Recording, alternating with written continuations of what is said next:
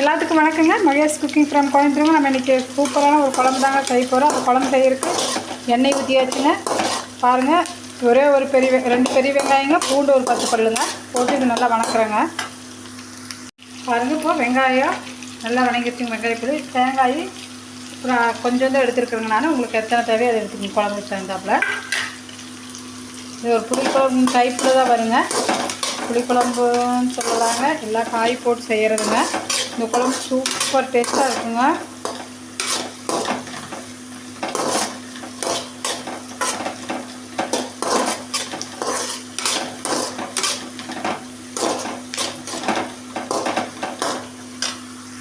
பாருங்கள், தக்காளியும் 4 இதுக்குள்ள போட்டுங்க. நல்லா வணங்கிட்டுங்க.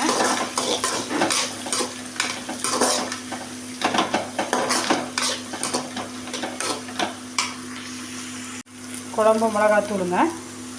குழம்பு மிளகாத்தூள், கொத்தமல்லி, சீரகம் இதெல்லாம் போட்டிருக்குறேங்க. கொத்தமல்லி தூள் எல்லாம் போட்டு நல்லா வணக்கிட்டு கருவேப்பிலையும் போட்டுங்க.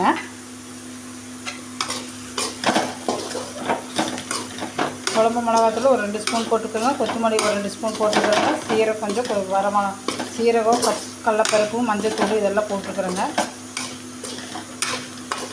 நல்லா வணக்கிட்டு ஆறுனதுக்கப்புறம் உங்களுக்கு அரைச்சிட்டு நான் காமிக்கிறேன். பாருங்கள், வடக்கல் வச்சு இப்போ எண்ணெய் ஊற்றிட்டுங்க. கடுகு போட்டுக்கலாங்க.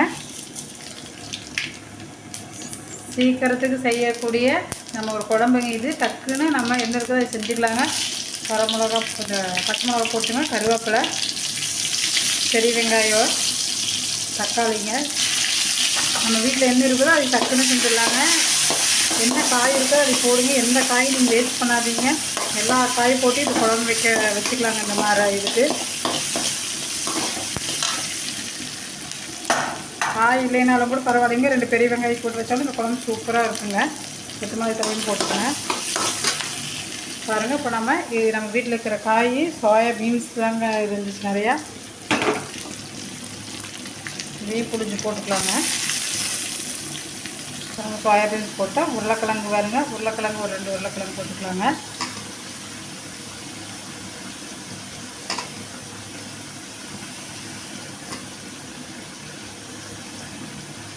கொஞ்சம் வணக்கி விடலாங்க. கொஞ்சம் வணங்கிட்டுங்க, நல்லா இருக்கும் அப்போ குழம்பு.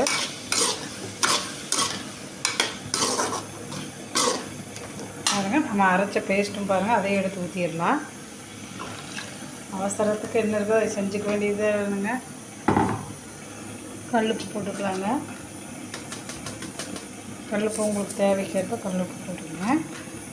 பொட்டேஷியம் கல்லுப்பு நல்லா வணங்கிட்டுங்க. உங்களுக்கு எவ்வளோ தண்ணி வேணும் ஊற்றிக்கங்க. அவ்வளோதான் குழம்பு.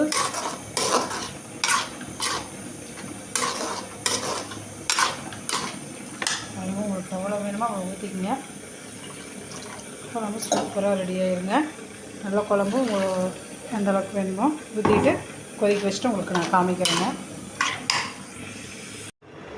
பாருங்கள், எண்ணெய் ஊற்றிட்டோம். கடுகு போட்டுக்கோங்க. இந்த அளவுக்கு எதுக்கு எண்ணெய் ஊற்றிருக்கணுன்னா வெண்டைக்காய் பொரியல் எடுத்தாங்க. கொஞ்சோண்டு வெண்டைக்காய் இருந்துச்சா அப்படியே பிணைஞ்சு சாப்பிட்ற மாதிரி செஞ்சுக்கலான்னு வெண்டைக்காய் பொரியல் எடுத்தாங்க. எண்ணெய் ஊற்றிருக்கேன். பயிருக்கு செஞ்சு கொடுக்கலான்னு.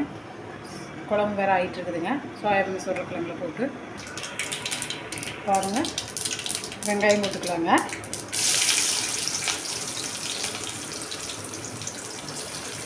வெண்டைக்காய் பொரியலுக்கு ஒரு தக்காளி ஒன்று போட்டுக்கலாங்க. கொத்தமல்லி, கருவேப்பிலை போட்டுக்கலாங்க. சூப்பராக இருக்குங்க இந்த வெண்டைக்காய் பொரியல். இது வந்து வித்தியாசமாக செய்கிறேன்னு நினைக்கிறாங்க. ஆனால் டேஸ்ட் அல்டிமேட்டாக இருக்கும். வெண்டைக்காயுமே தேவை போட்டுக்கலாங்க.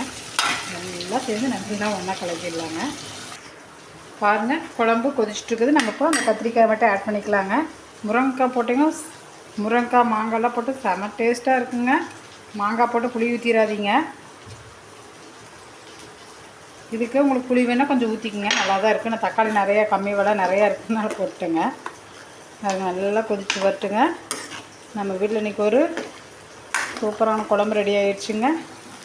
வெண்டைக்காய் குழம்பு, வெண்டைக்காய் பொரியலுங்க. பாருங்கள், தக்காளி வெங்காயம் எல்லாம் போட்டு வெண்டைக்காய் பொரியல் இப்படியும் பண்ணாங்க. வெங்காயம் தக்காளியும் போட்டு செய்யலாங்க. நல்லா இருக்கும். தண்ணி மட்டும் ஊற்றாமல் தக்காளி ஒன்று போட்டால் அதுக்கும் வேகட்டுங்க கொஞ்சம். பாருங்கள், வெண்டைக்காய் பொரியல் சூப்பராக இருந்துச்சு. தேங்காய் போட்டுக்கலாங்க.